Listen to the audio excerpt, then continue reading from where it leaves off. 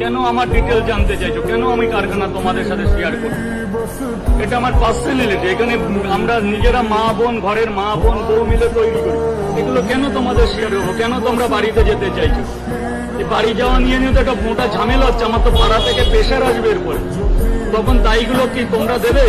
আমার দোকানে এসে যা খুশি করো, আমি তো কাউকে না করি না। আমি তো হাসি মুখে সবার আবদার মিটেনি। আমার কাস্টমার 10টা দেখলে গোলাঘাট থেকে তো 20টা। কই, আমি তো আজকে 12 দিন ঘরে বসেছিলাম, কোনো ভোট গোলাঘাট একটা ফোন করনি যে তোমার কি দিন চলছে? দোকানটা খুলে পারলাম না, সব তো চলে এসছে।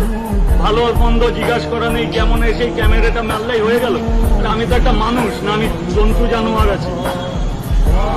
আমি সবাইকে উদ্দেশ্য করেছি। আপনারা এসে আমাকে বলুন যে ভাই আমি একটু ফুটবল কি করবো। কেউ একটা পরোটা খাচ্ছ না, এসে মোবাইল নিচ্ছ, স্ট্যান্ড নিয়ে করছো কাজগুলো, এগুলো আমাকে কিছু জিজ্ঞাসা করারও? আমাকেও একটু মানুষ মনে করো।